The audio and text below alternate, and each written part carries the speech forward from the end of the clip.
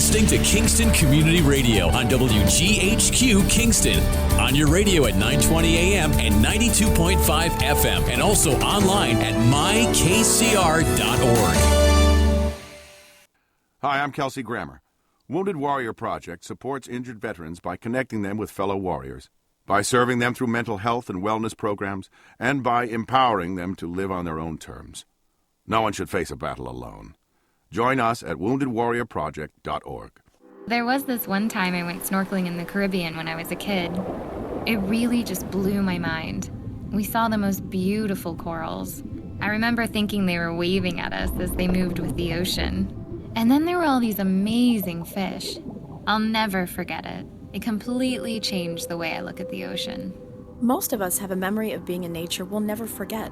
Let's protect the world's natural places so more memories can be made for generations to come. Visit worldwildlife.org. We all come together and stand together to serve our veterans. We invest in the latest technology. We take the time to train the next generation of doctors and nurses who work together to make sure we heal their bodies and their minds. This is our mission. More than 300,000 of us working as one, together with families and loved ones. No matter where they live in this country, we'll be there. We stand strong, united. Stand with us in caring for our veterans. Long ago, you wouldn't think of galloping on a horse while doing calligraphy, and you wouldn't have attempted to ride your bike while typing a letter. Yet you think you can safely operate a multi-ton vehicle while texting? Behind the wheel is no place to multitask. If you want to BRB, drive now and text later. Lives depend on it. Visit StopTextStopWrecks.org, a message brought to you by the National Highway Traffic Safety Administration, Project Yellow Light, Noise, and the Ad Council. Hi, this is Jared Mans from the Spring Lake Fire Department, and I support Kingston Community Radio, and so should you.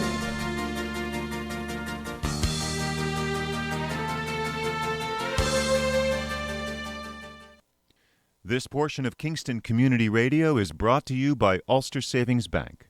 Visit their newest branch, conveniently located at the Ulster Commons Plaza in Lake Katrine. Experience the difference that local community banking offers with the convenience of another great location, easy access, plenty of parking, and a 24-hour ATM. Ulster Savings Bank, invested in community, invested in you. Member FDIC. All right, good morning. Good morning. We're on. Good morning, and Merry Christmas to KCR land. Mario Catalano, Hugh Reynolds. Hugh Reynolds here this morning. And we are ready to talk some politics. Huey. So, before you delve into all that research you've done, Mario, excuse me. Some of our callers have complained that that I've become a low talker, and that it's hard to understand me. And it's true enough. I can be a loudmouth, of course, but I will endeavor to speak slower and a little louder. Perfect. I don't want you to be one of those Seinfeld low talkers. So, yeah, what a great show, wasn't it? I know, classic. She's a low talker. What'd she say? Anyway, so listen, I'm reviewing and looking back on the last 2 weeks, and I think the 800-pound gorilla in this room is Letitia James, because the fallout from her deciding not to run for governor is crazy. Really? One of the people. She announced yesterday, didn't she? Yeah. So I only saw her announcement. And one of the people, mayor, the senator from Westchester, who had thrown her hat in the ring for attorney general, now has backed out and is going to run for the Senate again. So you're going to see. Yeah, there's what they call it, the domino effect. The domino effect, because a lot of people, John, now, I don't know what Zephyr Teachout's going to do when, because she never saw a race she didn't want to lose. So, she may still be in the hunt for this job if they think that James is vulnerable, but I don't see James as being vulnerable at all. So well, consider if James was not a hit over a fairly brief period, although she'd been running for that office, or at least announcing that she was going to announce she was going to run for a while, if she didn't stick in her initial shot at governor, maybe other politicians see some vulnerability here. that could be. So her official reason for not running for governor is she has too much unfinished business, and she brought up the Trump case again that she's... Listen, let me interrupt here. I've covered politicians from town council to governor for a long time, and I've never seen an incumbent who didn't have too much business to finish indefinitely. Cahill's been hanging around since the last century, hasn't he? Yeah. You know, the man will be carried out feet first because there's just too much business. Yeah. And somehow these guys leave the scene like, say, Hinchy did, and life goes on. It was funny because I thought to myself, well, that all that business didn't prevent you from throwing your hat in the ring. No. You know? No, there wasn't a second thought about business when she threw the hat in. So I have a question because, all politics is local. Yeah. So it appears to me that our Ulster County Democrat establishment, so to speak, I thought you'd go there. got behind Early. Letitia James. I mean, they had a damn love fest. Yes. They invited her, and it was a thing to behold, a sight to behold.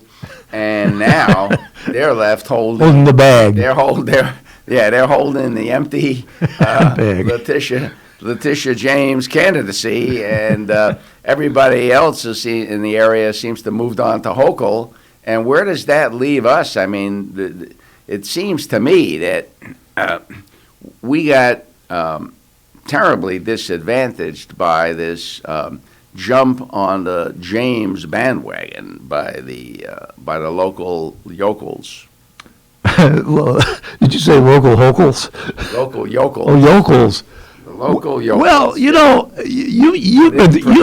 were through this with Al D'Amato.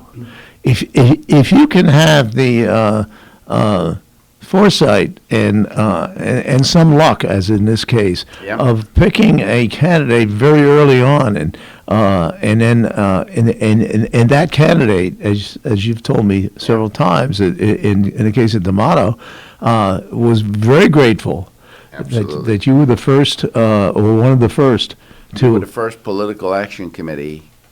The dental social. Yeah, write this guy a check. You wrote him a check, and he had never ever forgot that. No. So our contingent, there's a pretty smart politicians. Obviously, look at the landscape. Yeah. We got all politics being local. We have some pretty smart Democrats. Working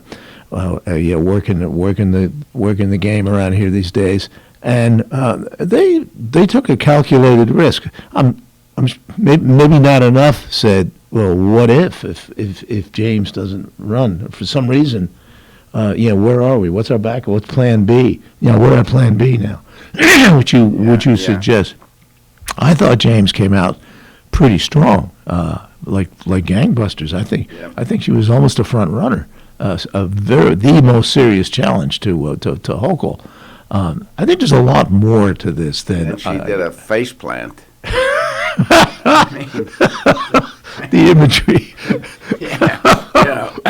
I'm charging out of the gates. Oops! Smack! And it's like the Roadrunner and the Coyote. Is screech on the brakes. Yep. And reverse. And then I have another issue, and that is Ryan invited Jumaane Williams up to that Ramada Inn, debacle. Remember that deal where they were going to convert that to some sort of... what happened with that? Who knows? Whatever happened to Jumaane? He's at 10%, 6%, whatever. Let me see. He's at 10%. For governor? For governor. So well, they laughed at you, Monty. They laughed at you. Panning out very well. he not yet. Although it's as Yogi used to say, it gets late early around here. Yeah. It's getting late. I mean, another aspect of the James candidacy that we briefly discussed before going on was my sense was that she not only was not getting a warm reception from rank and file, although she's very warm here from rank and file Democrats, but then there's the fundraising end of it. You have to raise literally millions of dollars to run for to run for statewide office. Apparently wasn't there. One of the newspaper outlets, I can't remember which one, had indicated that Hochul really had locked down the major donors. Yeah. And very wisely has made it extremely difficult for people to raise money. And I think that's part of it. I think that's probably a big part of it, because not only are you taking on an incumbent governor, but that incumbent governor is well financed, and she's been doing fundraiser after fundraiser, and you were going to need some serious dough to put on a reasonable challenge. Whereas if she stays at Attorney General, yeah, well, she's in it for life if she wants to do that. Yeah, there'll be other opportunities. The old-fashioned ratio of fundraising vis-a-vis challenging incumbents was something on the order of 2 to 1. In other words, for every which you've had direct experience with that, and that probably prevails. And if you get an aggressive campaigner like Hochul, who's out there, who got there first, in many cases. I thought Hochul. I don't think any Republican can beat her, but I thought Hochul had some issues upstate. We haven't elected an upstate governor since I don't know when. Well, Pataki was Peekskill. That's as far upstate as it got. And I think that I think that naming the African American running mate from the Bronx was a stroke of genius, because I think she certainly took the race card out of it, or at least neutralized the race card. I don't know if she took it out completely, but I think she neutralized it, and that was also pretty brilliant. So she's got some good people around her. I think she's getting some very good advice. So here's what I think that the last straw that broke the camel's back was the Siena College poll. I didn't see that poll. Yeah, so Siena on the 7th, Tuesday, Siena College published a poll. Hochul was at 36%. James was at 18%. 2 to 1 lead. Jumaane Williams is at 10%. De Blasio and Congressman Suozzi from Long Island are each at 6%. I'm surprised De Blasio even registers. I mean, there must be a bunch of brain dead people in that poll, because who in their right mind would even, say, God help us all. Yeah.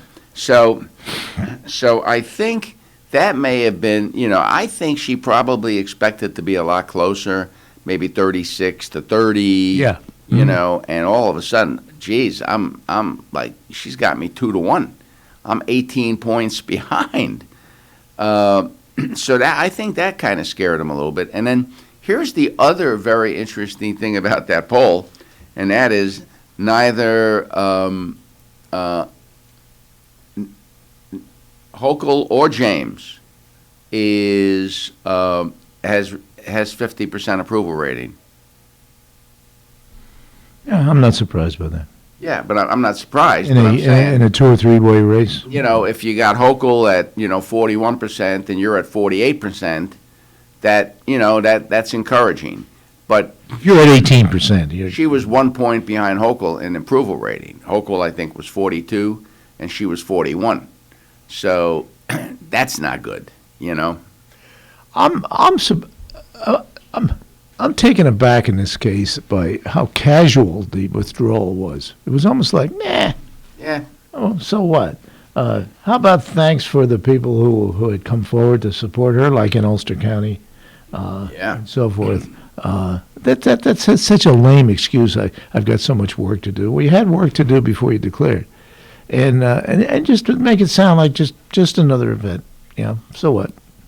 Onward and upward. Yep, and they made, and then of course they made it about Trump. The Trump thing. I'm going to put Trump in jail. Oh, okay. All right. Well, lots of luck. Go to work on that. Yeah. People have been trying to put Trump in jail. In your wheels. Yeah. Anyway, so now this is also, I think, became a factor in the race. The 3 priority issues, and we're going to get to those priority issues after our caller. Good morning, caller. You're here with Hugh and Mario. Yes, good morning, gentlemen. A great start to the show. I always appreciate it. My question is, now that James has dropped out, for Hochul, in a way, does this put her in a little tougher spot in that how much is Cuomo going to play a role in this? When it was James versus Hochul, that would have been interesting, and who's going to blame who with what.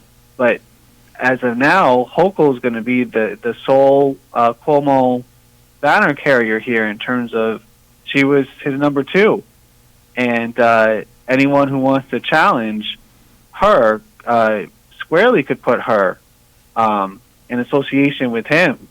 Did she know about all these things, and or did this make an easier time for her now with that, and she can stay with her statement? I was in Buffalo the whole time, or I was around the state. Just wanting your take on it. How does James leaving the race impact Hochul in terms of Cuomo? Was this a good thing? Can James throw her support behind Hochul and say, "Oh yeah, she knew nothing"? Or what do you all think? That's my question. We all hadn't thought about that, caller. You have us at a disadvantage. What do you think, Kat? You're the smart one on this team. I don't know about that. So yeah, that. By the way, thank you very much. That is that's a great question. So the good news for Hochul is this: Cuomo did not want her as a running mate. He tried to drop her in the last election as his running mate.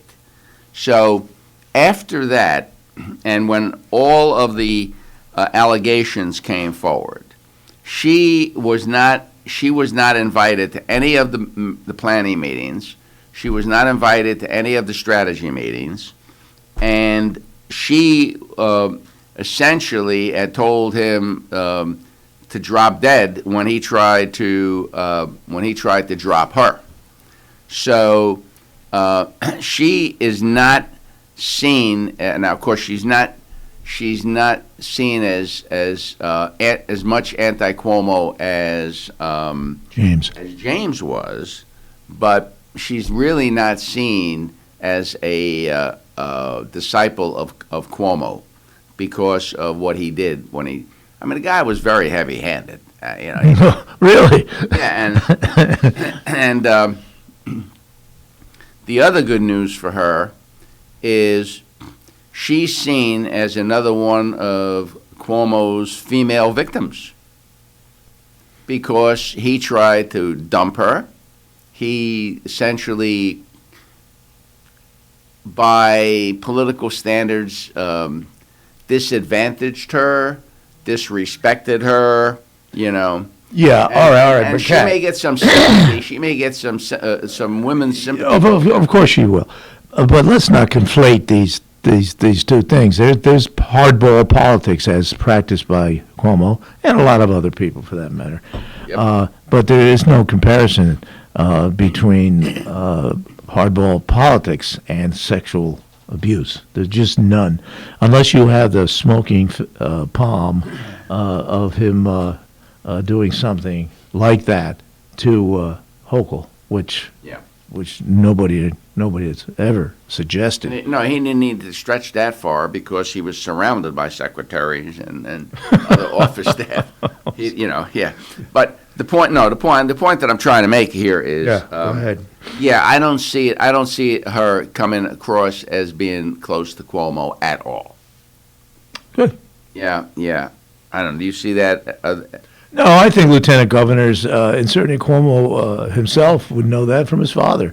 Yeah. Mario Cuomo was a lieutenant governor under Hugh Carey, and he hated it. It was the worst job he ever had.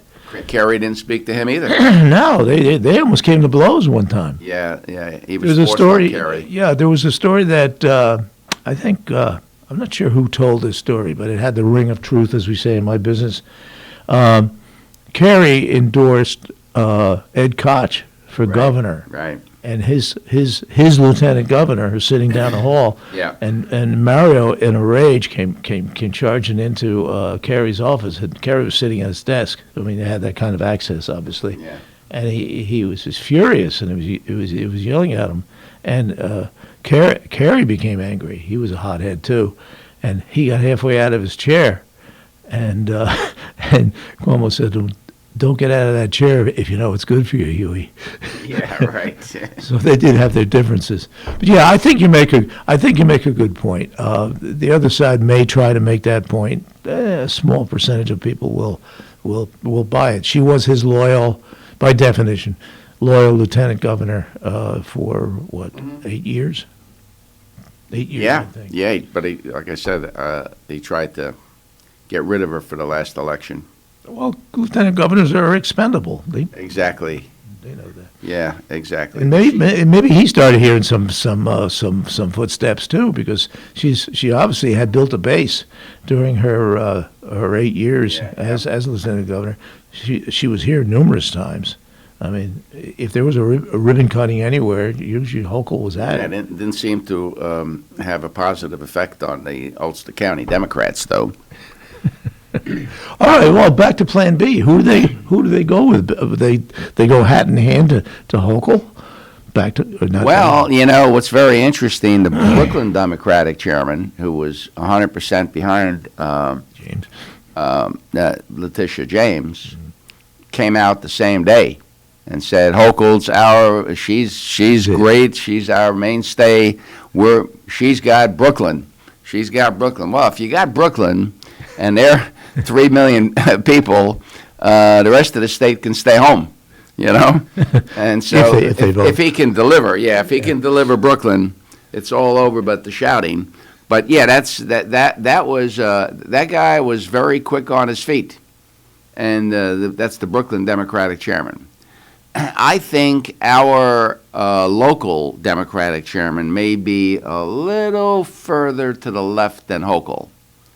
Just remember, Hochul, when she was district attorney in Erie County, put some folks in jail. Mm-hmm. She was not as, she's a lot like our senator, Kirsten Gillibrand, who had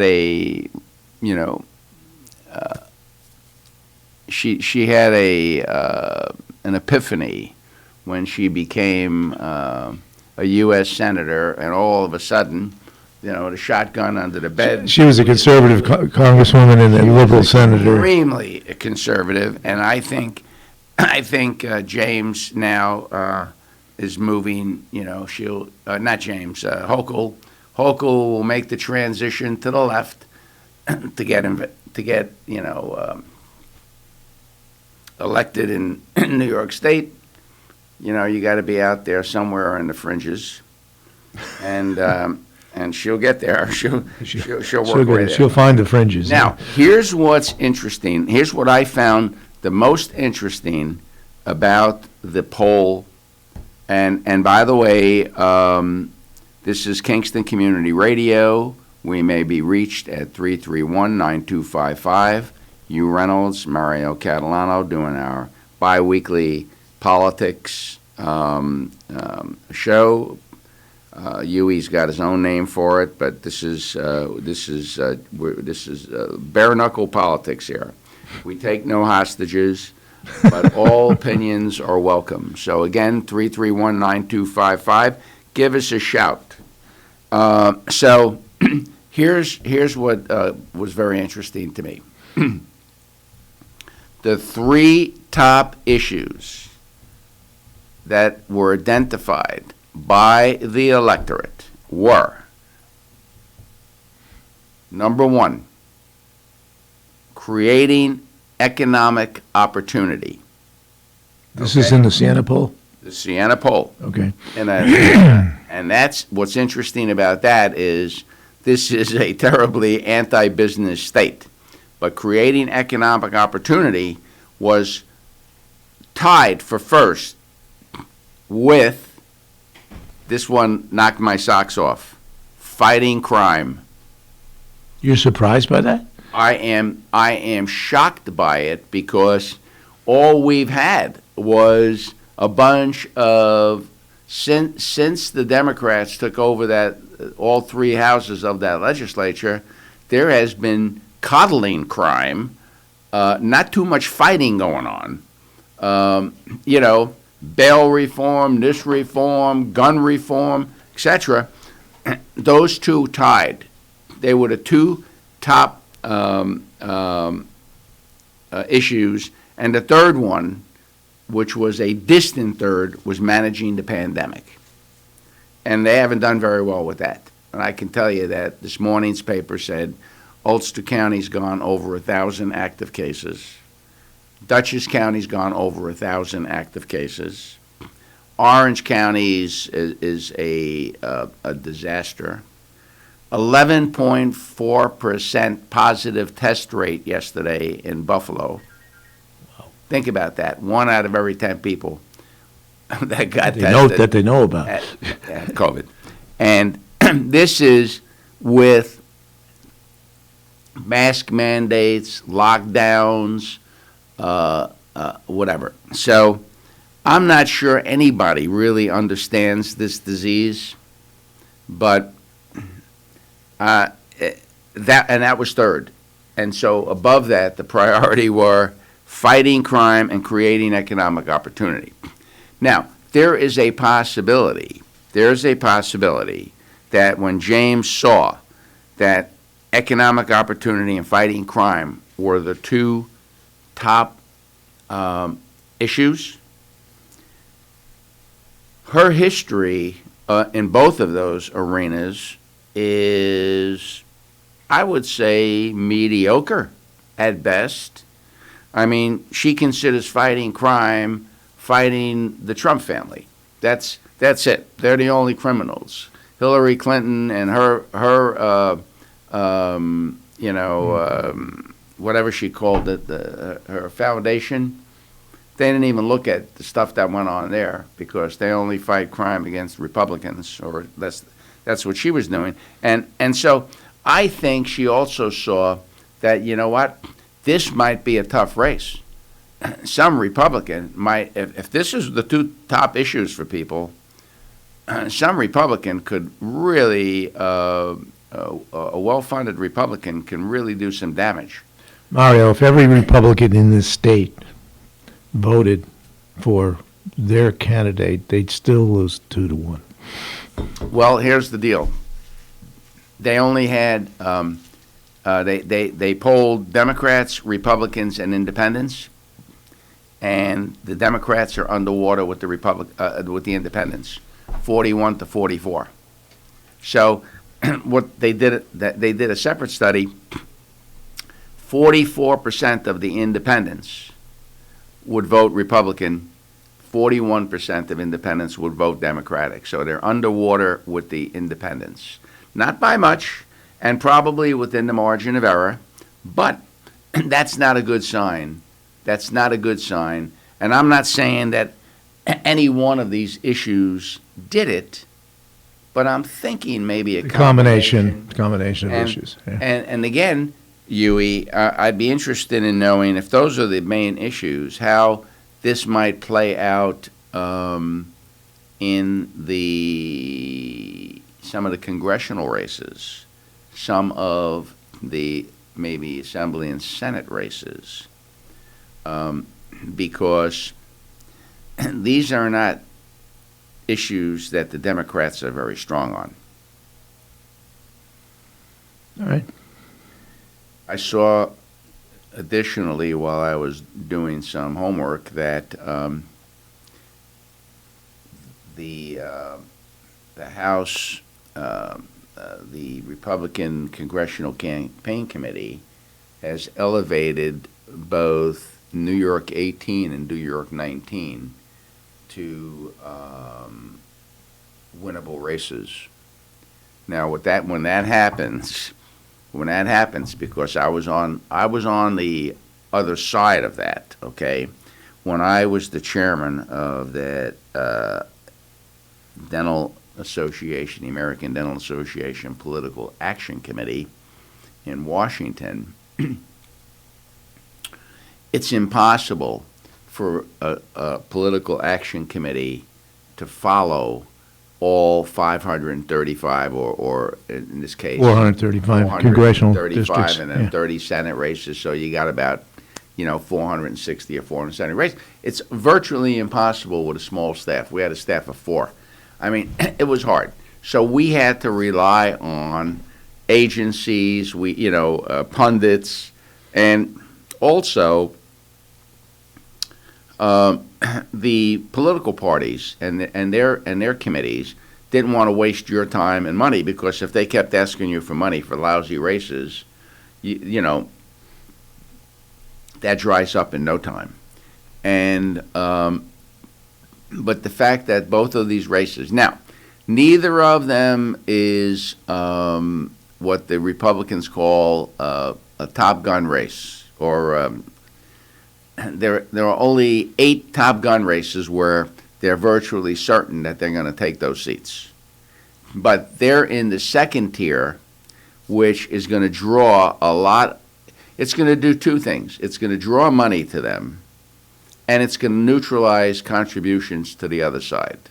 Although Delgado's already got a major war chest, and the other guy down at Molinaro. And no, I'm talking. Maloney. Maloney, he's got the purse strings, so he's not going to be hurting for money. But that's going to be very interesting. And again, these issues should be encouraging to Republican candidates. At least they've got some feeling of where people in this state are going. And I it's no surprise. I don't know if you're surprised, but I am definitely not surprised that fighting crime is high on this list, because, New York City, I mean, people are shot now. Well, Kingston, look at Kingston. We've had 2 shootings in the last, 3 days? Yeah, sadly. All right, what do you say we move along to, let's go to IBM. Do you have that on your well, list? Can I to finish up on this? No, I'm done with this, but I had another question for you, and I know nothing. You know nothing, but you know a lot about it. So, what do you make of this Chris Cuomo thing?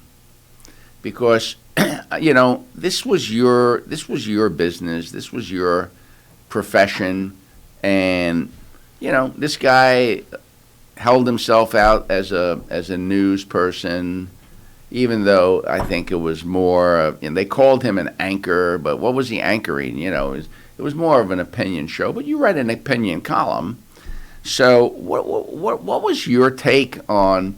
First of all, was this really dumb to get involved in his brother's thing? And secondly, how was this handled? And does he have a comeback? Is there any chance that this guy's gonna ever get out of his basement? Well, there's a number of things here in play. There is the brother connection. They're apparently pretty close brothers. They obviously have mutual interest in any number of things. They're politicians together. They've come up together. They've succeeded. To me, what's dismaying to me is how far these two guys have fallen. Yeah. In only a few months. Yeah. I mean, Andrew was the governor of the state of New York. Chris was the highest rated, whatever you want to call him. CNN, performer. I think they call themselves entertainers. Whenever they get challenged on, well, you're a journalist. How can you be taking sides like this? And they'll say, well, no, I'm not a journalist. I'm an entertainer. I talk about public affairs. All right. As far as comebacks, I think Chris Cuomo has a better chance if there is a comeback than Andrew. I think Andrew reached the mountain, the pinnacle, and it has no place to go. It had no place to go, in fact. After this, I don't see him running for town council anywhere. Chris, on the other hand, if you can attract a couple of million viewers, and a lot of it's personal, these viewers liked Chris Cuomo. They liked his approach. I didn't like his approach at all.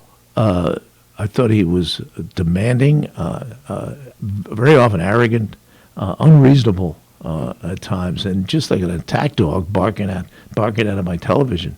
And so I went on to Looney Tunes or something more relevant. So I think he might have an opportunity. As far as and this gets kind of personal for me. As far as polling my colleagues in defense of my brother, I got to wonder how many people just hung up. Yeah. I mean, that's off the charts. You don't do that kind of stuff unless you have a very, very close personal relationship with your colleague. Yeah. That you could ask that kind of favor. You and I get in situations, we all do. There are some people you feel you can ask you can ask a favor. Yeah. And maybe that'll be the only one. Maybe that is the favor that you need. Not to speak to the Godfather in connection with these two guys, but the Undertaker in the Godfather. Where Godfather says, someday I may ask you for a favor. It may never happen, but someday I may ask you for a favor. And of course he did. And it discredits the profession, I think, in that these top people can trade in favors to protect each other. It should lead to some suspicion among just how ethical. Excuse me, just to finish. Just how ethical the big time media is. Yeah, he claims that Jeff Zucker knew. I think it was Jeff Zucker, the head of CNN, that he had spoken to him about this, and he had his he had his blessing, tacit approval. Yeah, and now he's suing because he says, "Hey, I didn't do this on my own. I told people what I was going to do, and they and my boss said it was okay, and now all of a sudden." Somebody turns up the heat in the oven, and I'm out. I've been roasted, and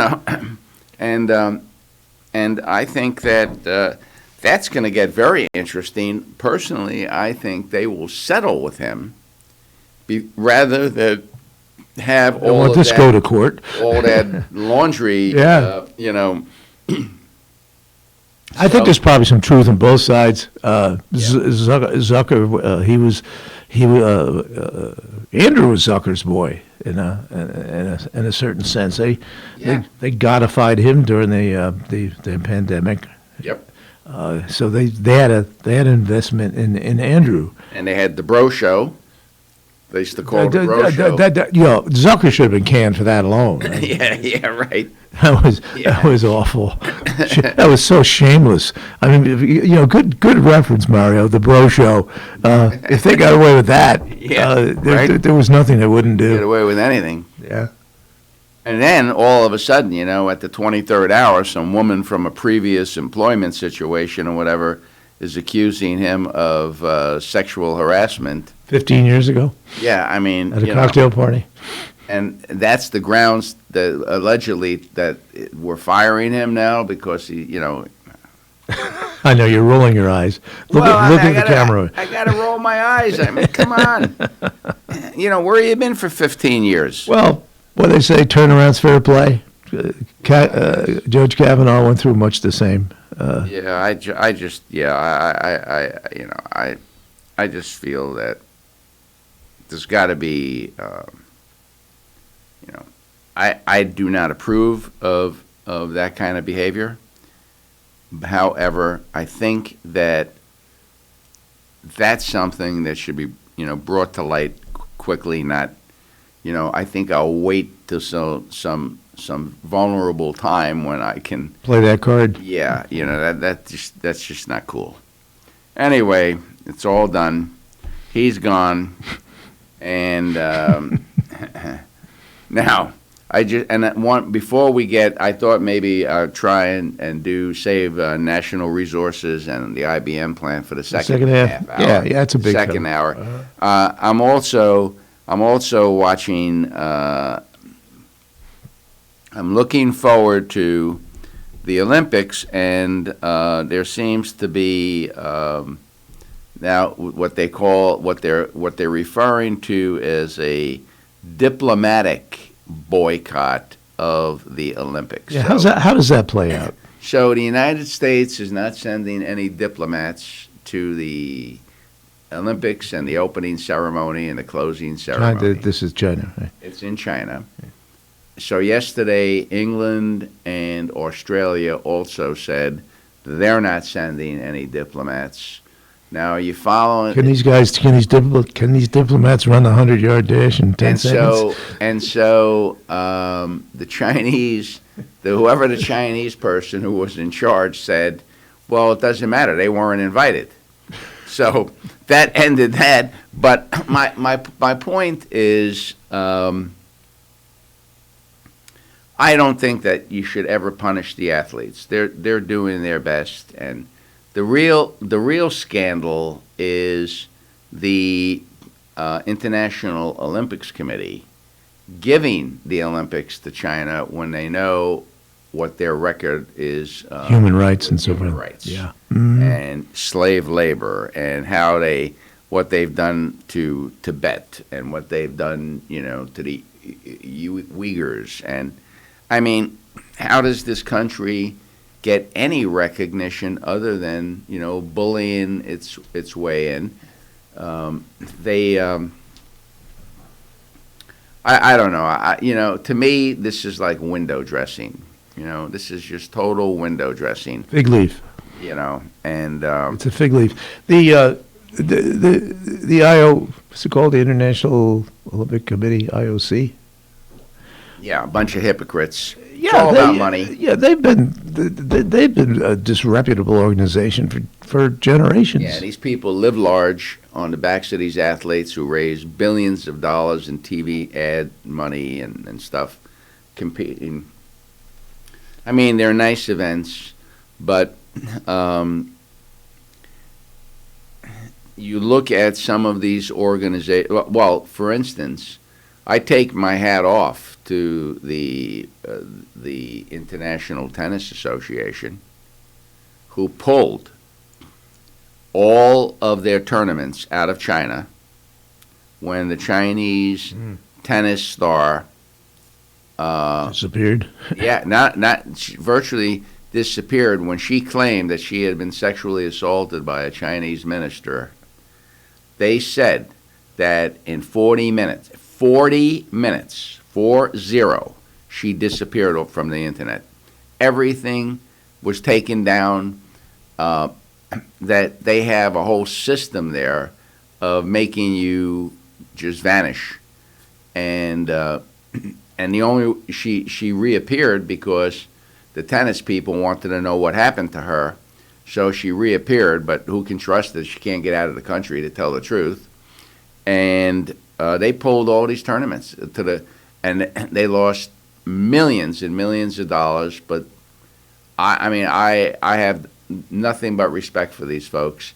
Unlike the NBA, where they essentially virtually fired a coach in Houston who said something about, or they've tried to blackball Cantor, the basketball player. When you think of the level of oppression, which we see from afar, literally, in China, where an international tennis star, compare it to here, can be just disappeared, to use the word. Yeah.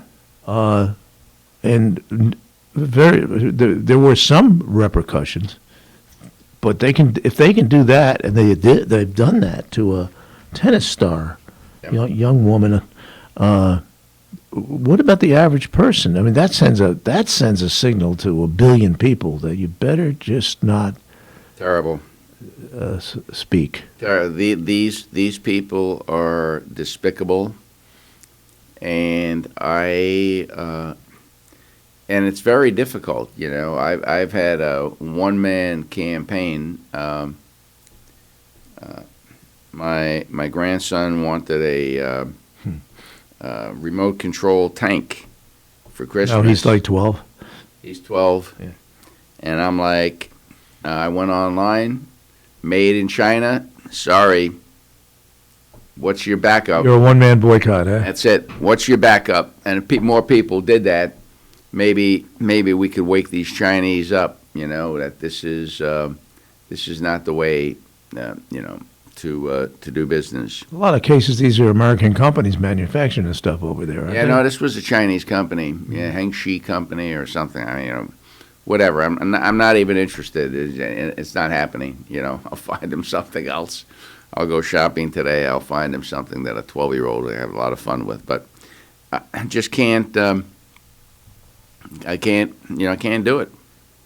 Just can't do it. They're not nice people, and in particular, I have kind of taken an interest in this Tibetan thing, because those people are not Chinese; they're Tibetan, and they have been oppressed. Oh boy, terribly oppressed, and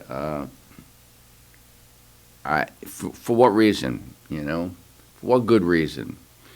Do they need the population? No.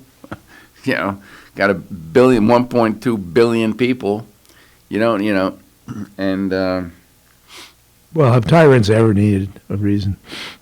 Yeah, it's down through history. Crazy, and it's pretty despicable environmental. One of my children spent a summer in China doing a research project, and said that he was an athlete, and he said he couldn't run a mile, and his lungs felt like they were burning. A mile, and this is a guy. This was around Peking, wasn't it? Yeah, he was in Beijing. Beijing, yeah. And this is a guy that can run, half marathons. Well, that's one reason I don't run miles anymore. Yeah, he couldn't run a mile, and think about that, how they're polluting, and we're worried about, and shutting down pipelines here and whatever else this. Hey, do you make a comparison? Speaking of pipelines, between the government shutting down the pipeline coming out of Canada, yep, and the government supporting the pipeline coming out of Russia? Doesn't make sense to me. You know what? It's hard to make sense of this president's policy. So, if you really dig into the weeds, the prevailing opinion is this. I think that everyone, 100% of people in the world, believe that we have to reduce our use and eliminate fossil fuels. I don't think there's any question about it. It has had a negative effect. The problem that we have and this is where, you can never trust government to do anything. The problem is they have put the cart before the horse. So as an example, look what happened in Texas last year. They decided to rely on alternative forms of energy. When they had the storm and the windmills froze up, they had no backup. And so they had brownouts across the state. You can, in order to move from fossil fuels to alternative forms of energy, you have to do it gradually. You can't just say, as of next year, we're going to produce 20% of our fuel from alternative energy without actually knowing if you have the capacity to do that. We set these goals, but then the people involved, the bureaucrats involved, somehow can't get us to the point where that's an effective policy and we still have enough energy. Let me regress to JFK. Speaking of goals, I think goals are very important, as opposed to kind of wandering around and crises to crises and ice storm to ice storm. JFK said we are going to put a man on the moon in this decade and return him safely to Earth, and they did. By about 6 months. Yeah. It was July of '69, wasn't it? Yeah. And they did, and that goal was in front of them. And if we have a goal, I would disagree in that sense. I don't think goals are useless. I think they're useful. That we have various goals. I think in New York they want to get to a certain level, which is a pretty high level, by 2030, which is now only eight years away. I agree with the goals. What I don't agree with is somebody sitting down and saying, okay, what do we have to do to get there? To get there. How and how many wind farms do we have to build? And how long is it going to take to get those approved? This is what's going on. The regulations are killing us because we're trying to get from point A to point B, but we can't get. Now, I'll give you another example, okay? Did you hear the announcement from Ford Motors yesterday? My favorite stock. Go on. I know. Okay. Ford Motors said that they were going to switch the F-150 to an electric vehicle. Yep. Okay? Their number one selling pickup truck. The number one selling pickup truck. So guess what happened? They had to stop taking orders. They have orders for 200,000 F-150s next year, and that is all they can produce. So they made the announcement that they were going to switch before they had the capacity to completely switch. So now they had to cut off orders, and now they have to build another plant, and they don't think they're going to get that online until 23 or maybe 24. Well, wouldn't you like to wrestle with the problems of success than the problems of failure in this case? Ford put a number out there. They obviously had no idea of the demand. Yeah, they probably should have done a better job in that respect. But now they're dealing with the problems of demand as opposed to. I know. I don't have a problem with that. What I have a problem with is,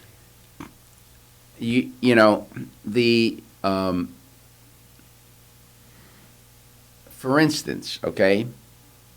We closed down 9 Mile Island, or the nuclear plant in Westchester, okay? We closed that down. They wanted that closed down. We don't want nuclear. We don't want nuclear. We don't want nuclear is the cleanest energy in the world, but we don't want nuclear near New York. I completely understand it. However, you got a company trying to bring hydroelectric power from Canada. They've got, in order to do that, they have to have a transmission line. they're actually going to put them under the Hudson River so that they're not even above ground. Starting in Greene County, they come down above ground, and then they go underground to get them to New York City. Underwater. And they can't, and they underwater, and they can't get permit. They can't get a permit. They've been working on this for years now. So my feeling is this: look, when you guys decided that you wanted this plant shut down, tell us where you were going to get the energy. Okay? Now, I'll give you another one. National Grid on Long Island.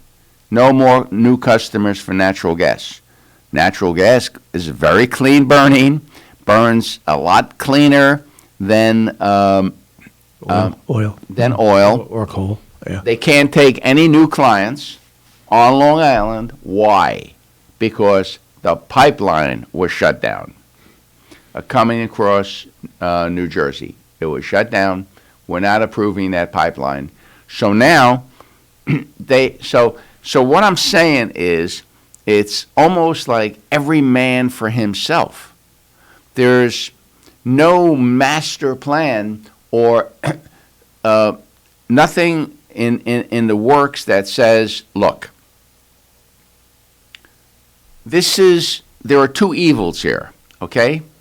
There are environmental evils, there are energy evils. All right, we want to improve the energy situation and make the energy cleaner, but we might have to give up a little to do that.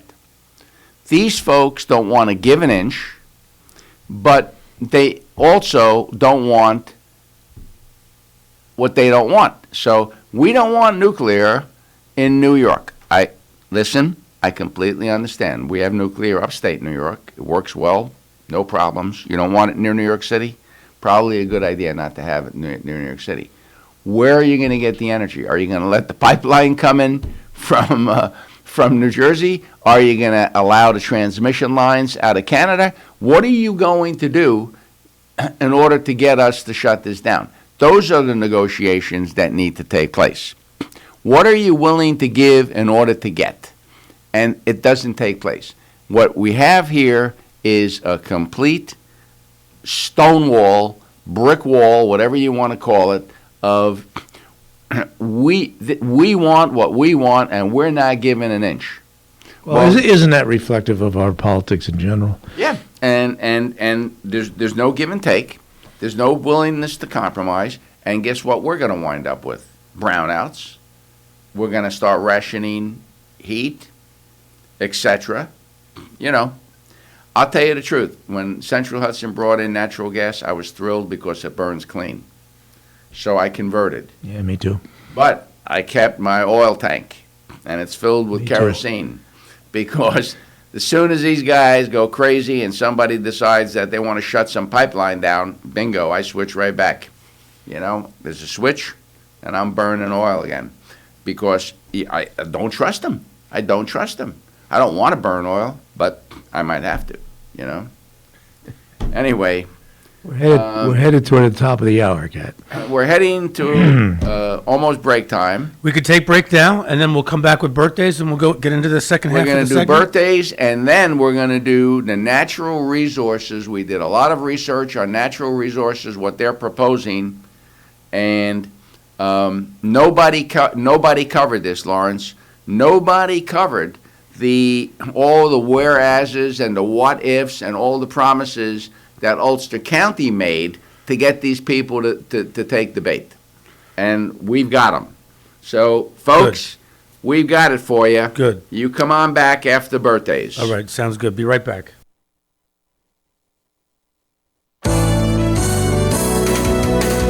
You're listening to Kingston Community Radio on WGHQ Kingston.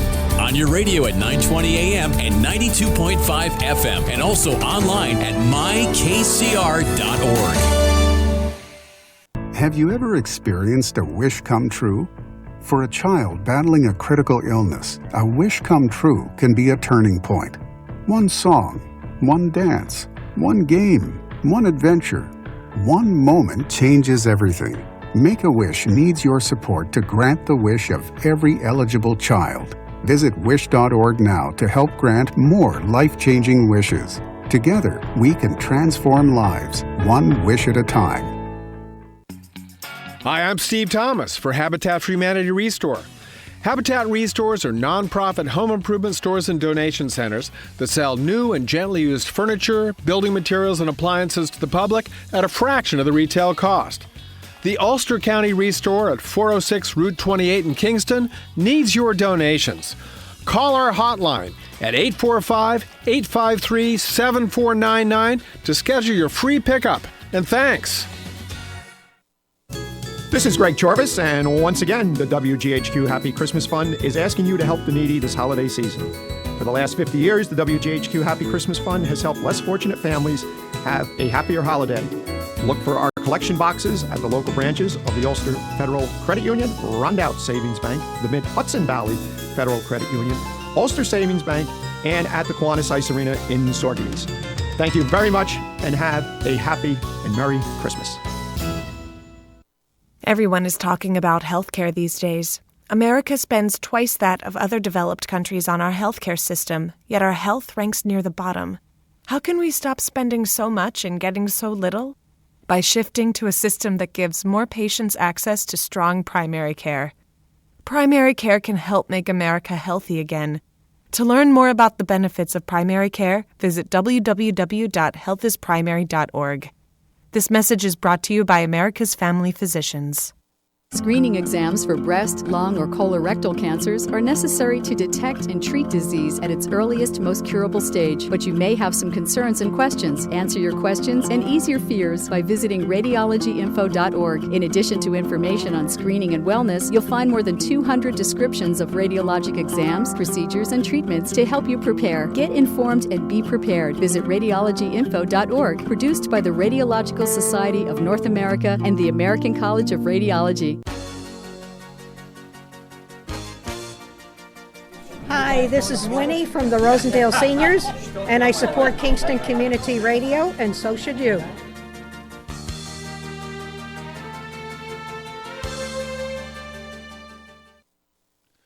This portion of Kingston Community Radio has been brought to you by the First Savings Bank in Ulster County that still remains local to this day. Ulster Savings Bank, a community bank that's invested in local business, invested in community, invested in you. Ulster Savings Bank, your one-stop resource for everything local. Locations throughout the Hudson Valley and online at ulstersavings.com. Member FDIC. Okay, we're back. The last hour, or should I say the last 55 minutes, because I got to go to the doctor. Okay, well, we could do your exam here, but... Are you a neurologist? Well, You're a dentist, are you? I don't want you poking around in my brain. No. My teeth, you can There's go not ahead much to find there. I'm not a microbiologist, okay? I'm never going to find it. Okay.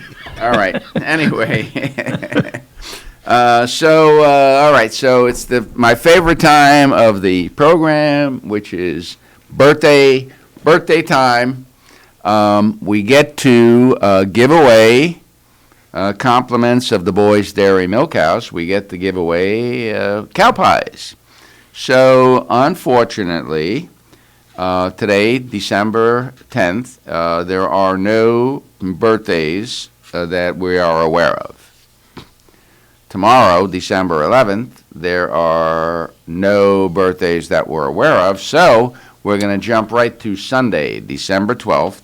And we have a birthday to, it says, please wish a happy birthday to Leonisa Artizone from your friends at People's Place. We hope you enjoy your special day.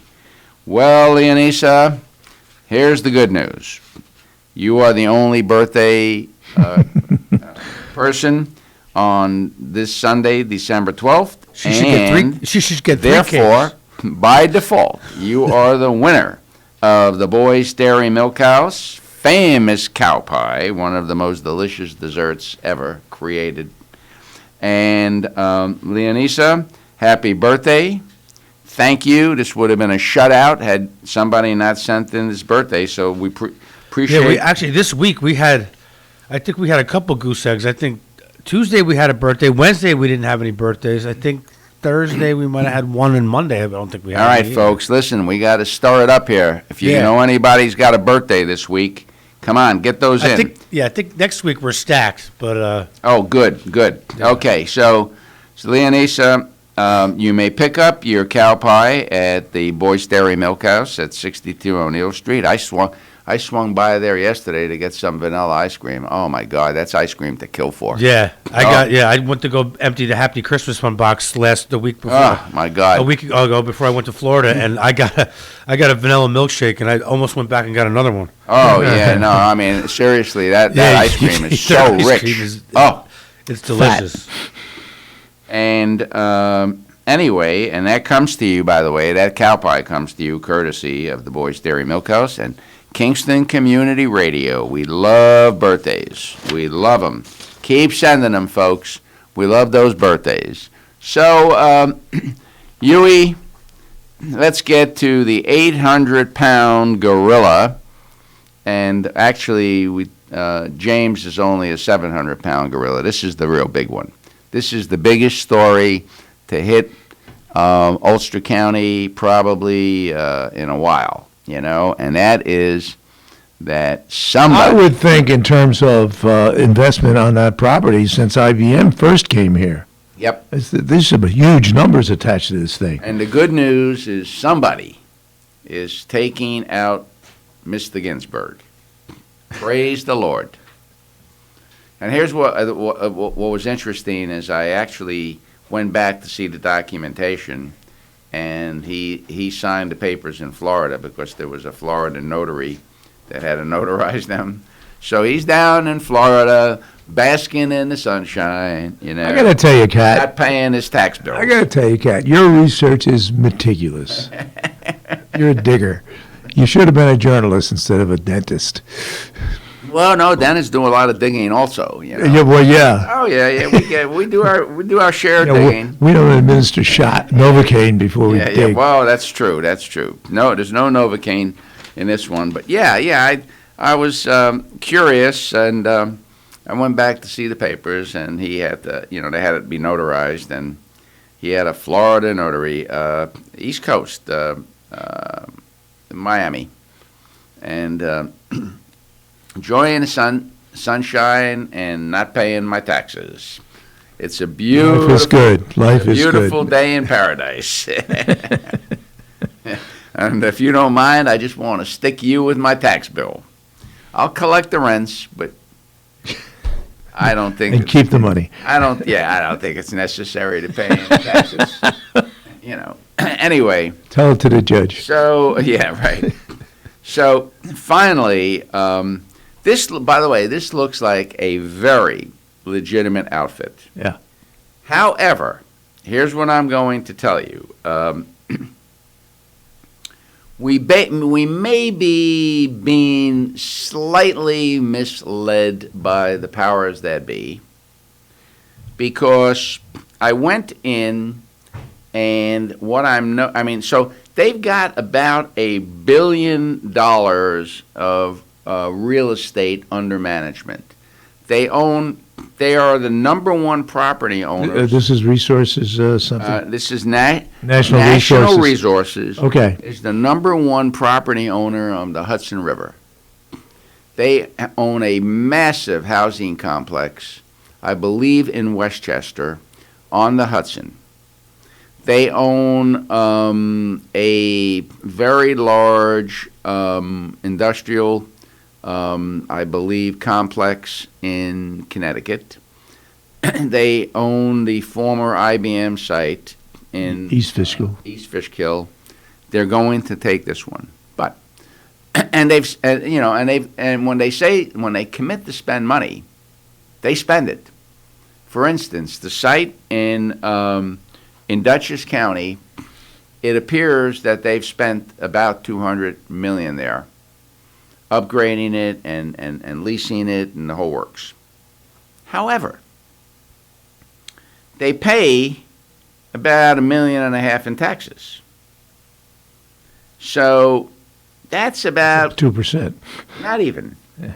No. About 0.75%. Not even 1%. Wow.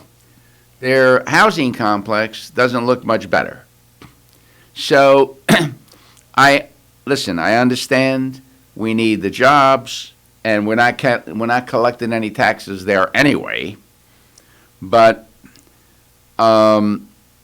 they have they have not committed to not going to the IDA for a pilot. Yeah. On all of the improvements. I think it's almost certain that they will. So don't expect a lot of tax revenue, but at least here's what we do know. Whatever minimal amount of taxes they get to pay, they're going to pay.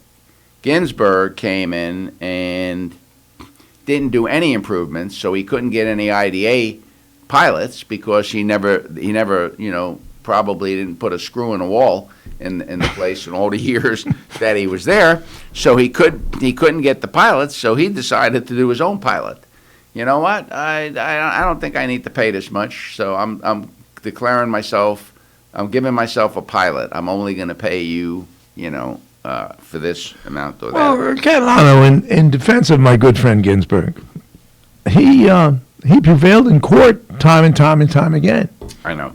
So there was something to say for how, IBM in its heyday was the cash cow not only in the town of Ulster, but in probably a 15-mile radius around it, around the plant.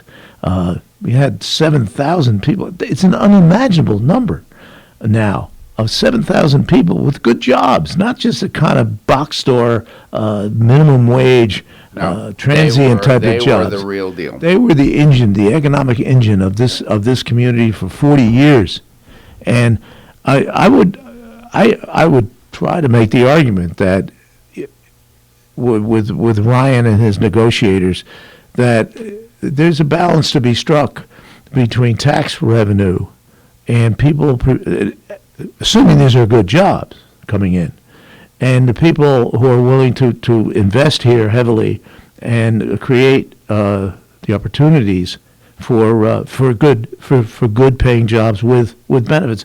Greene County, for instance, I think they could be a model for how to and we might get into that during this overall discussion.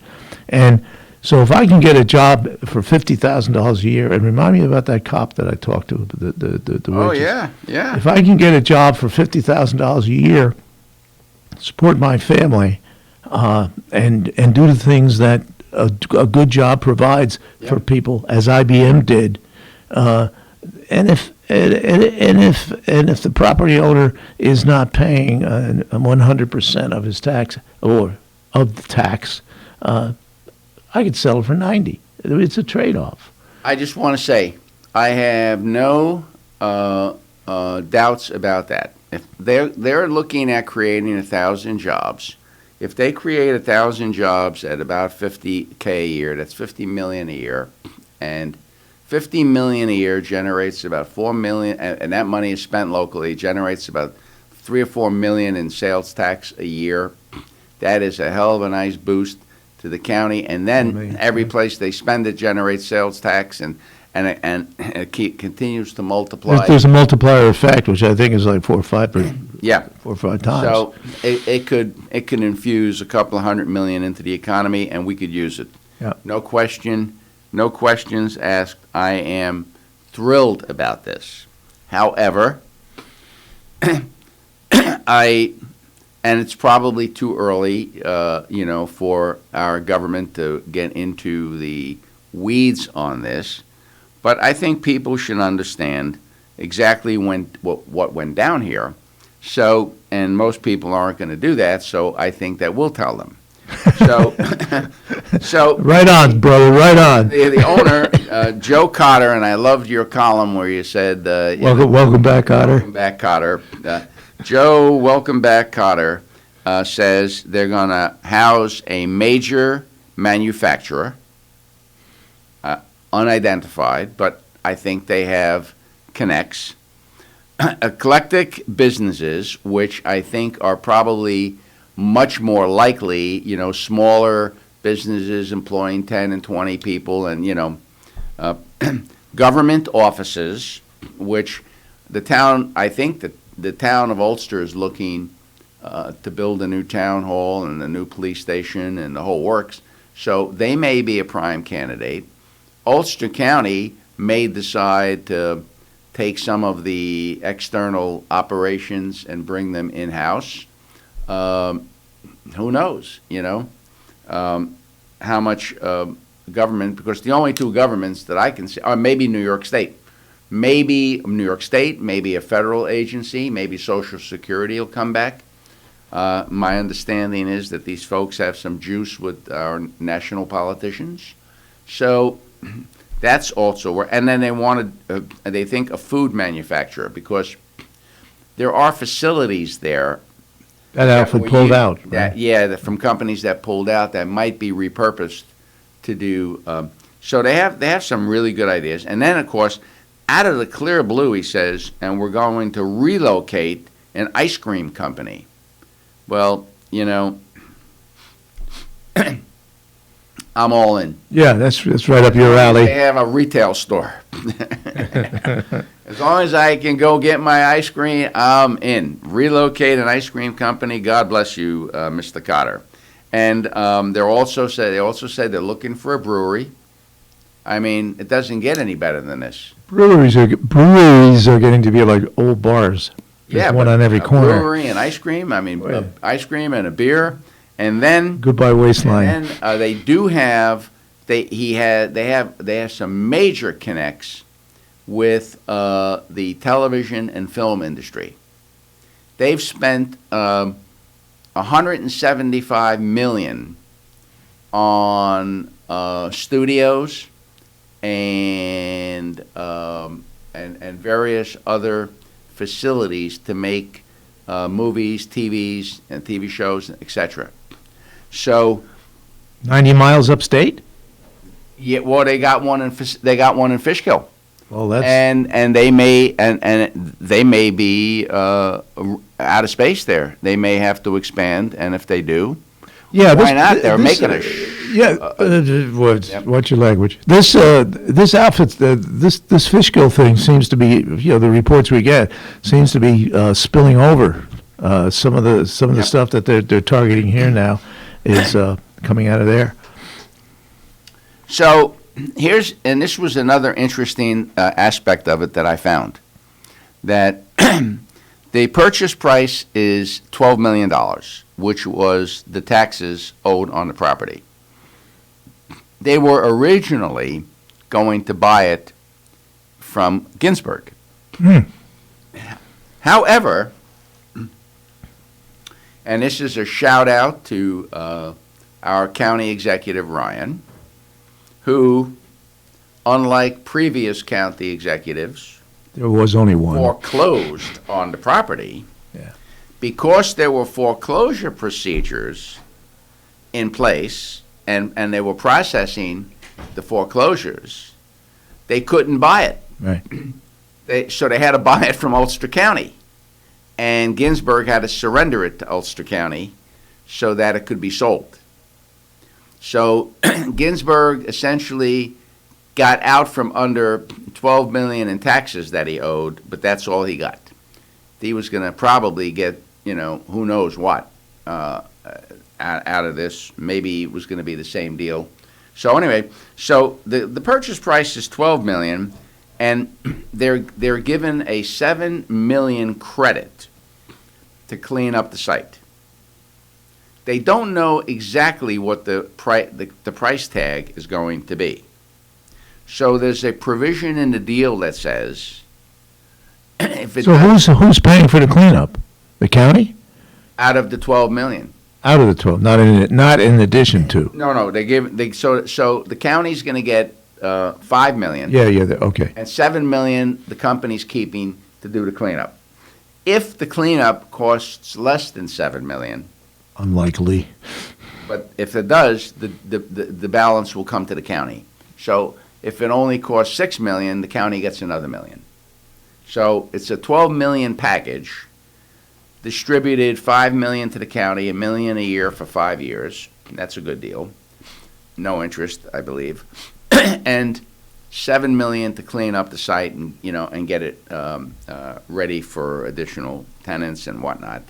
And if they get out from under it, and it was interesting too because in the same week that they announced this, earlier in the week they announced that 2 of the people that worked on the original destruction of those buildings there are going to jail because one of them was the site manager, I believe, and one of them was the contractor who didn't follow, and they polluted the heck out of the air in that area because they didn't do the abatement the way they were supposed to.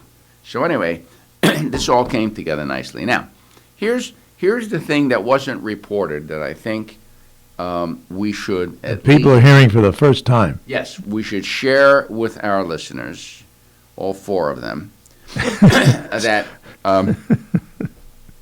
these were conditions that were proposed by National Resources to entice them into making this deal. Okay? The first one, now none of these are cast in stone, but these are requests that they be taken into consideration and given a fair hearing and possibly doing these things to help them make this site economically worthwhile. The first one, which was I couldn't believe, is that, and this is the direct quote, that BOCES will consider relocating with 80,000 square feet. So essentially, they're proposing that BOCES consider, and it's probably already a done deal, but to me, this was not a great proposal that we should have agreed to, unless BOCES was planning on leaving Esopus to begin with, because this is a wash. They've got. This is just a transfer. Yeah. This has got to So be. now we got an empty- You got a huge hole in Esopus. 80,000 square feet is probably the sum total of the rest of the commercial property in Esopus, which is not a huge place. You got the little hamlet down the bottom of the hill there. That's not a strategy at all. That this has happened before. We had a Midtown Kingston a manufacturing company that had been there forever, and they spent millions of dollars building on a hill in Huck. Yeah, and all they did was transfer it. There was no net. There was no net growth there. Exactly. We're looking for net growth here. Yeah. So that's one, to me, is an addition and a subtraction. Addition by subtraction. It helps these people, and it hurts whoever it is that owns the Esopus sites. That's probably BOCES. Now what are they going to do with that site? That's going to sit there empty. I mean, that's not cool. So And 80,000 square feet, Mario, is a lot of space. The county office building, by comparison, is 60,000. then they want the county to identify and help them to locate 50 to 100,000 square feet of medical offices and or municipal offices. So they're looking. Now, I mean, the town of Ulster may be interested. I mean, that's a natural for them. Their building is old, and I think they've been talking about building. So maybe with a $10 million price tag. Maybe they just rent, or they get some sort of a favorable deal over there, or whatever. Yeah, I mean, they could save some money. And as far as medical offices are concerned, to me, this is a little shot at the mall, because they put in that medical facility. I think they're looking for other medical facilities. We're doing a big medical facility at Benedictine Hospital. The state's spending how many tens of millions on that deal. You've got that big medical building across the street from Adams. Yeah. That's not even full. There are at least 3 or 4 suites in there. They're easily 10 to 15,000 square feet, maybe more, of space in that building still available. I don't know, what do we got? A chiropractor? Or something go in here? It appears 50,000 is a lot of square feet. It is. It appears we've got a combination of government, the county, and private enterprise, these resource guys, competing against private enterprise. Yeah. Maybe that's not a good thing. How would you look to, as a practitioner, compete against that team? No, I don't know, because I don't know what the details are, but these are the way it was spelled out in what I read is this was known as conditions proposed by National Resources. So I'm not sure what took place in this conversation. Yeah, how binding they are. But I think these are probably good faith efforts, and if they're not received, their feeling is, hey, listen, we're partners now. You guys need to. The devil's always in the details, and we would not expect something as big and as potentially consequential as this so-called IBM project to be negotiated in Macy's window. Right. However, this plan here, which you're in the process of detailing in much more detail, was worked out over I would imagine a period of time, probably at least a year, behind closed doors by people on the public side, which I don't know any of their names. There's an agency, a county agency, a development agency that's, I think, semi-autonomous. Ulster County, UCA, Ulster County. No, hold on.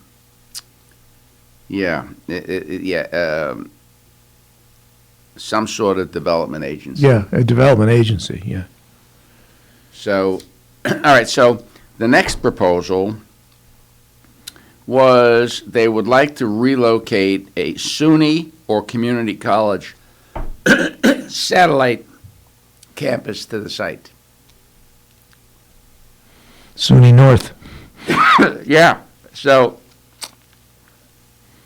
the truth of the matter, okay, is Ulster County could do very well if, they've never really been able to put housing in at the campus. Yeah, water situations. The water situation. Here you got Kingston Water. So the next part of it was the town would consider a 200 unit, what they call the UNO campus, which is, I believe the UNO has something to do with technology. So if they're talking about putting in 200 housing units for students, this could be a tremendous boon to Ulster County because, as you are aware, when a student from out of the area comes to Ulster Community College, that county pays their tuition. Yep. And they pay the county a certain stipend. Yeah.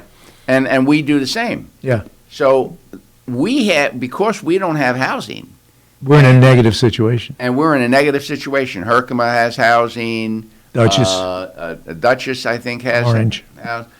Sullivan has, Yeah. So people from our county leave, and we're writing a check to these other counties. we could do extremely well, especially if we had a community college campus that had a relationship with New Paltz.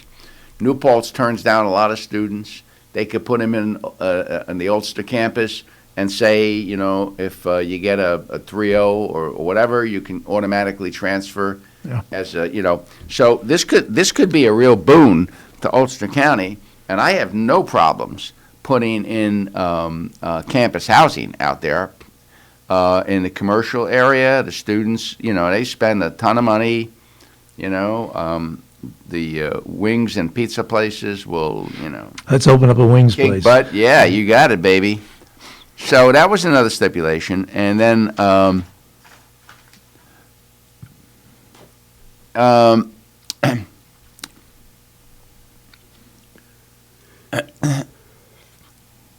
and then the last stipulation was that local government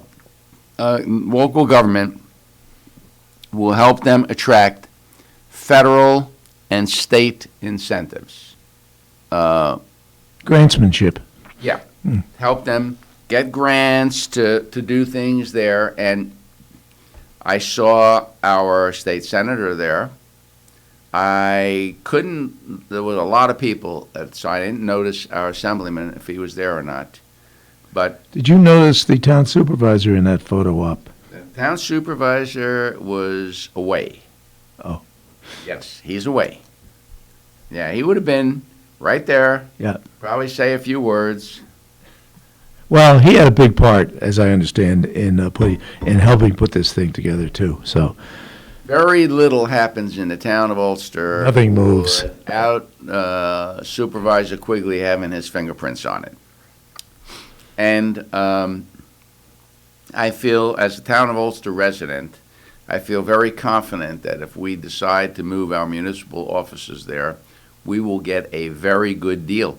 Remember, this is what this guy did for a living, and he was very good at it. yes, he was. He became a millionaire at it. Yes. So now, the other thing that I found interesting is they broke down what they called the hubs that they wanted to create there, meaning, you know, centers of attraction that, you know, for various types of businesses. So the first one they talked about was an industry hub, and they feel that they will spend about $25 million developing a food hub and an agribusiness. They're hoping to partner with the Novo people that own that big agricultural thing. They're hoping to put in a 20,000 square foot cold storage facility so our farmers don't have to rush to market, that there'll be the ability to store stuff, and I thought that was good. And then they want to grow hydroponic vegetables, you know, where they grow them in water without any soil. Very clean, beautiful industry, done indoors, you know, grow lights and stuff. So, and they want to have local folks have the ability to go there and buy stuff. I'm not sure Adams is going to like that, or ShopRite, but whatever. You know, it'll be like a perpetual farmers market. I think all of these are wonderful aspirations. I hope that they can pull those off. I love hydroponic vegetables, and, you know, fresh fruits and veggies. Come on, bring them on. And then they want to do a hub for film and movie studios. They already have built, in Yonkers, 7 major studios in Yonkers and they named the companies that they work for. So they obviously have a connection, and they obviously have the expertise and they're saying that this will also be about a $25 million endeavor. So I'm thinking That's good. also terrific. This is all clean stuff. They want to do a community arts and culture center for exhibitions, education, and residency programs. So that's cool. I know up in Catskill, the Thomas Cole site has a residency program where they bring in a couple of budding, museum type folks, and they do a residency up there at that museum, and it seems to be very successful, and that would be to me it would be very some of this sounds a little boilerplate. Yeah. This is everybody's dream, clean endeavors, art, culture, blah blah. Yeah. It just sounds familiar. Oh yeah. No, I agree with you. I think they were trying to get some community. Should I say uplift? Have people say, "Wow, this," And again, this is a 10-year project. None of this is happening overnight, and they got to clean up a lot of garbage that's on that site. A lot of environmental stuff that hasn't even been touched. Those buildings that are still sitting there, all the rubble has to be removed, and they have to be removed carefully. Or you're going to go to jail. And then there's stuff in the ground. Chemicals that all have to be. So they've got a lot of work to do. And then remember, just recently, some clothing manufacturer bought the railroad siding, I think, or that part of it. I don't know if you remember, but recently, and I don't know if they're going to partner with them or maybe try and buy them out, or we have no idea. But it's going to be a lot of dynamic stuff going on there. And the other thing, which made sense to me from day one, that we have a thruway exit. We're halfway between 84 going east and west, and the Mass Turnpike and the thruway going west, the Mass Turnpike going east. We are really critically located, and they saying that they expect to have a warehouse hub there. Let me just comment on that. Yeah.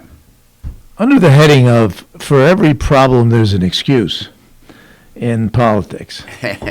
And when I used to write about Orange County, really is the intersection of those major roads, and it has benefited enormously as location. Greene County, which is only about 50,000 people, has done extremely well with their warehouse operations up there around Coxsackie and so forth. Then, of course, there's Albany, which is a mega operation. And so the question I would raise with the economic development people around here in Ulster, being funded to the tune of God knows $1 million a year, what about us? What about Ulster County? Dutchess County is all around us. And the answer I got back was, well, we're kind of the hole in the donut. And everybody around us has advantages, because geographical advantages, and we really don't have that, so we have to work harder. And now that's not the case anymore. Now we are the donut now. Here's what I'm going to say to you. I know that this is just getting started. Yeah. In my opinion, the crazies will be coming out of the woodwork. You have not yet seen the 10-story tower for low-income people yet. That is a sure. Phil Erner is no doubt walking the site as we speak, and picking out primo locations. Yep. And that's what I'm saying is we are unique in many, many ways. And you see it with our elections, where the counties surrounding us, you have a Republican county executive in Orange County. You have a Republican county executive in Dutchess County.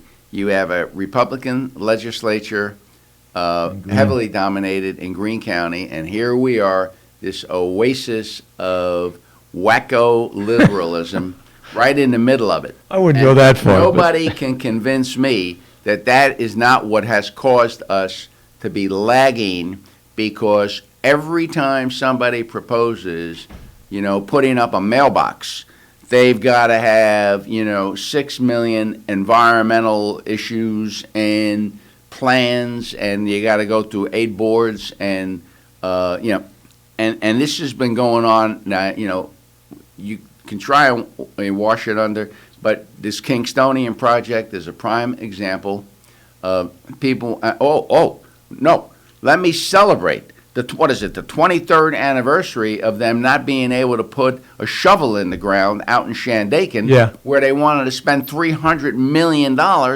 on a beautiful ski resort. And how many years is that now? 1998. 1998. 23. Let's celebrate the anniversary, folks, of one woman being able to essentially. You mean you're talking about Kathy Nolan? Yep. Being able to recently reelected to the legislature. Well, then they're dumber than they look out there. I'm sorry. This is a woman that has single-handedly kept you people poor, and her friends, having a beautiful, town to live in and calling all the shots. And for what?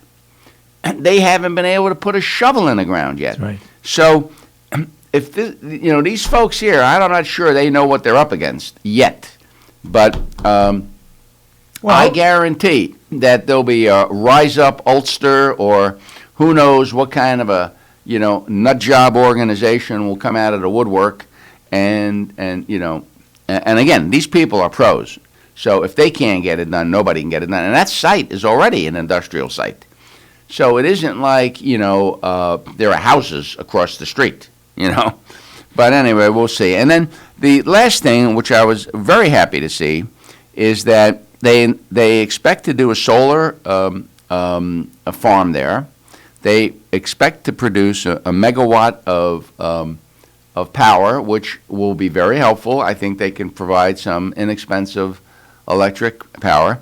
They also, because solar only works sometimes, they have to have major storage capacity. They're going to want to put in a 25 megawatt battery storage facility. That one. Isn't there another one being built or planned across town on, was it Myron Drive over there? Well, they've been talking about I'm not sure what's going on with that one, if it's ever going to get going, because I think that was natural gas. Mm-hmm. We're coming up with a shortage in natural gas. Natural gas is getting very expensive because we've stopped fracking. Essentially, have almost shut it down, and we're shutting down pipelines, and oil can be moved by rail car. Natural gas cannot. It can only be moved by freezing it, and making it a solid. And that's how we move it to Europe. We used to export a lot of liquefied natural gas to Europe.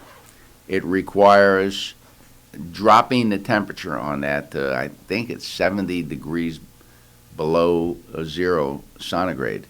You've got to make it very, very cold, and then it solidifies. Then you can move it. Then you warm it up, and it becomes gas again, and sounds expensive. It is. It's very, but that's the only way you can do it. So if you can't pipeline natural gas, you're done. And then they also are hoping to put in electric vehicle charging stations. Yeah. Which would be nice. I'm hoping that we, the county taxpayers, aren't going to pay for them, and that people will pay for their own fuel. Fuel, like I do. And then they're gonna have the requirement that all building materials are environmentally friendly, whatever that means. I think it's a positive, because there are things, for instance, they said we'll only use LED light bulbs, Okay, that makes sense. Things of that nature, Yeah. certain kinds of insulation, and I think that's terrific. I think there's also probably going to be there will be a pilot, as we mentioned earlier. I think there'll also be what the Every time they break ground, Huey.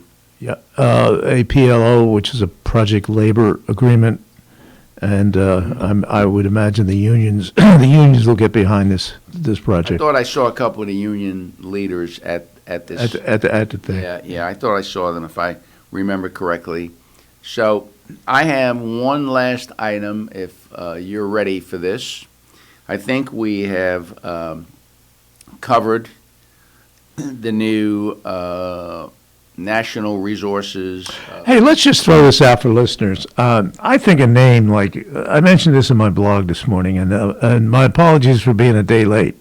I get tied up. I normally write my blogs on Sunday and on Wednesday. Yeah. And I just got kind of tied up on Wednesday.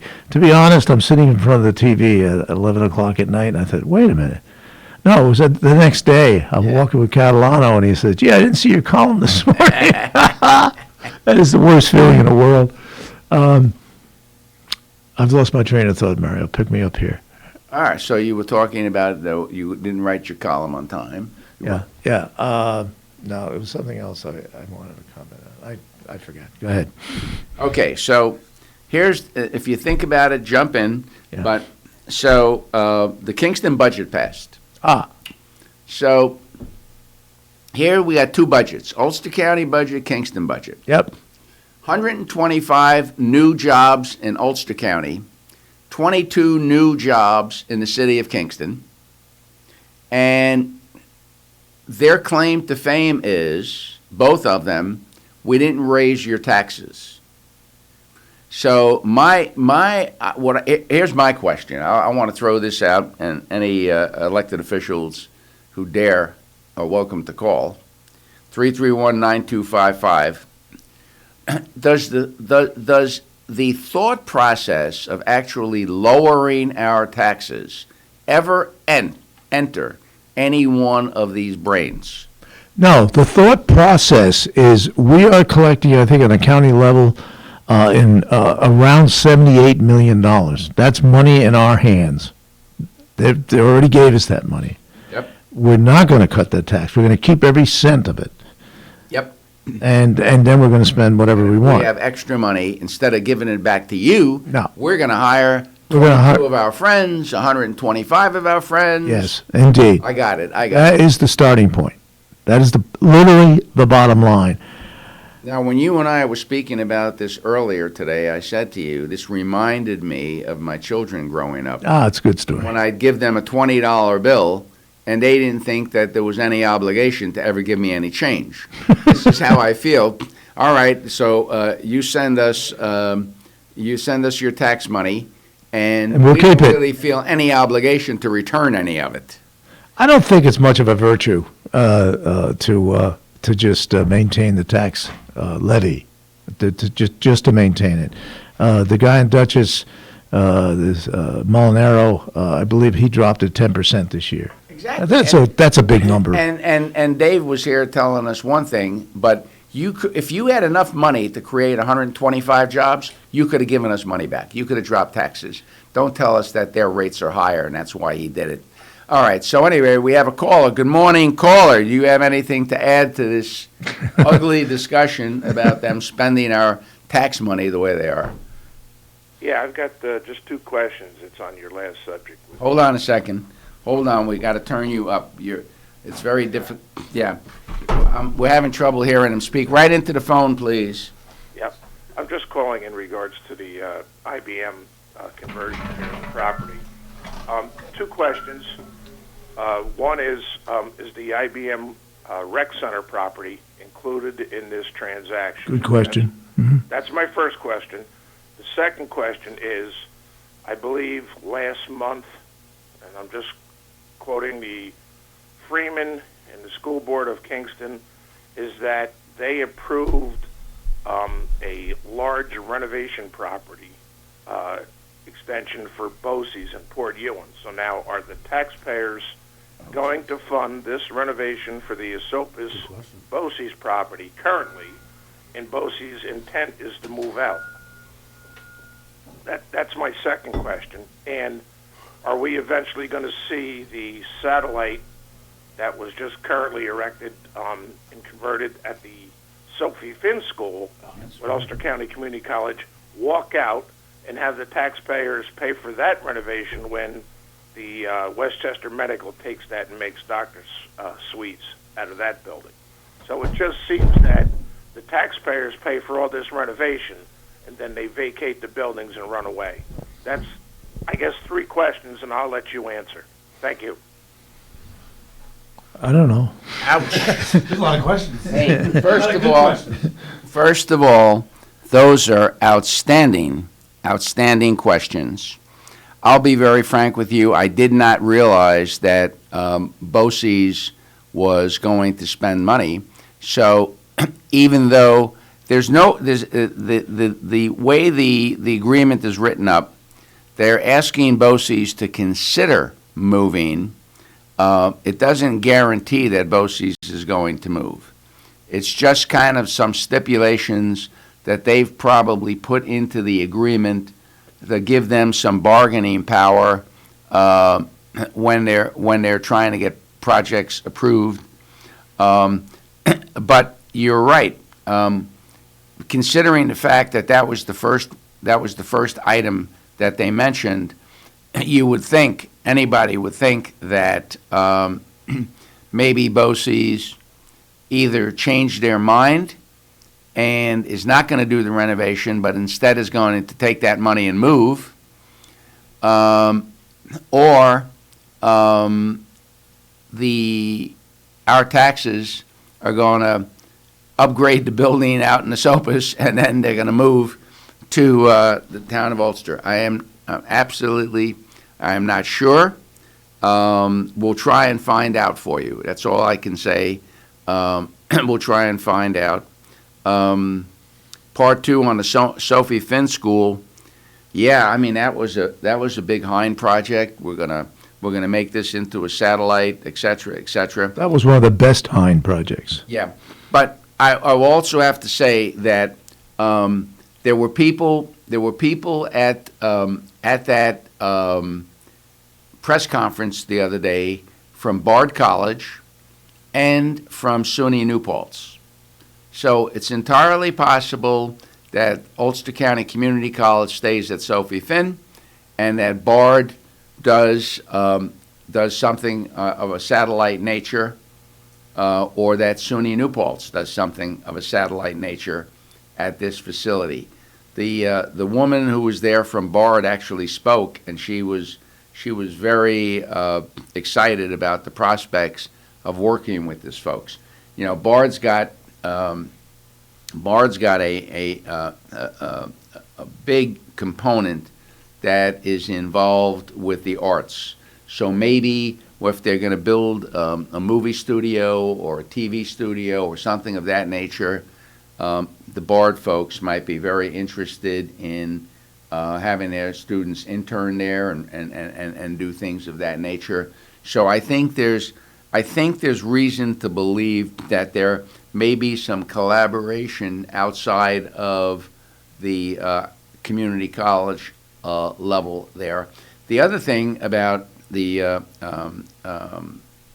community college is there are programs that they could put in that they don't necessarily have the capability and the facilities to put, and so that may be another situation. As an example, maybe they can work on one of these agricultural projects, and they do have a landscaping program or something of that nature. Maybe they put in or participate in some way and help fund one of the agricultural projects. Mario, I think the sense of the caller's questions was that there are things in place and in progress in the community, in this case with educational facilities. And then there is this new big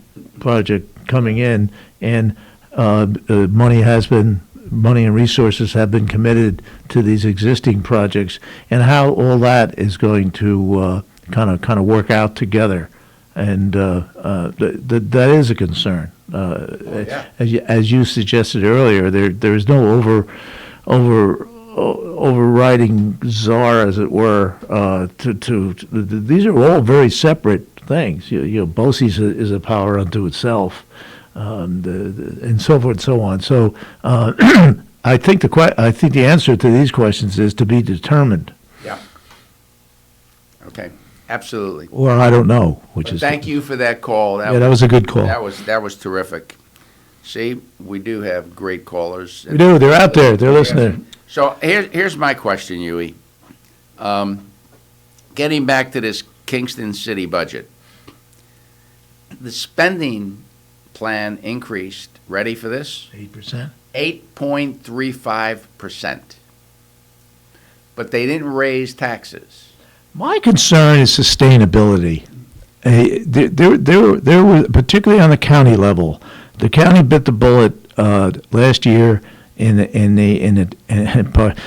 the bad puns, in the teeth of the pandemic, and in various ways reduced the workforce by 125 people. Yep. And just as soon as the things improved or appear to be improving, and with this tons of federal cash flowing into the community, we went right back to where we were. Yep. If they had hired back half the people, I don't think personally I wouldn't have had a problem with that. But to hire back everybody, quite frankly, I'm surprised they didn't hire 250 people. These guys are these folks are like drunken sailors. I don't think they have any idea what 5 years from now could look like. And when you, as Mike Hine used to say, and I hate to quote Mike Hine, but he said, when you hire a person, you've got him for the next 50 years. Yeah. You've got him as an employee, and then you've got him as a retiree. And that is a substantial commitment to one person. Right. And these guys are just throwing these paychecks out there like there is no tomorrow. As much as I love this conversation and excellent as the show as it was, I got a doctor's appointment.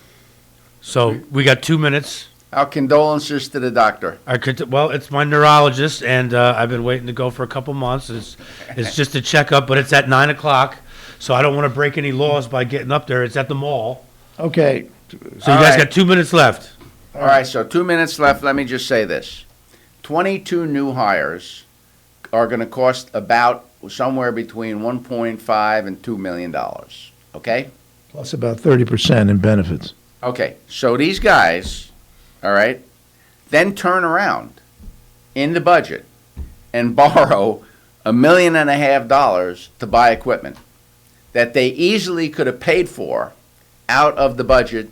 Now the folks have to pay this equipment off for the next 5 or 10 years and increase that. They won't increase the tax rate. Oh, yeah, of course. So anyway, listen, folks, thanks for participating with us. We had two great callers today. Mm-hmm. And, all I can say is... Sayonara.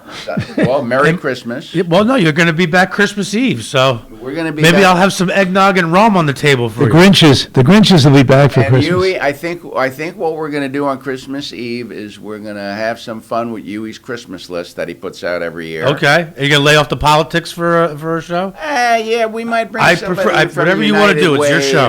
It's kind of. It's kind of. Maybe we could do some end of the year politics, like it's Christmas. The highs Eve. And the lows of 2021. We don't want to be perceived as the Grinch that stole Christmas. So I like Hugh's Christmas list. We're gonna try and come up with some sort of a. I'm sure whatever you guys. Beware of what you wish for, Maxwell. Yeah. All right, you guys have yourself a great weekend. We'll be back on Monday with Medical Monday. Good luck with the doctor. All right, take care.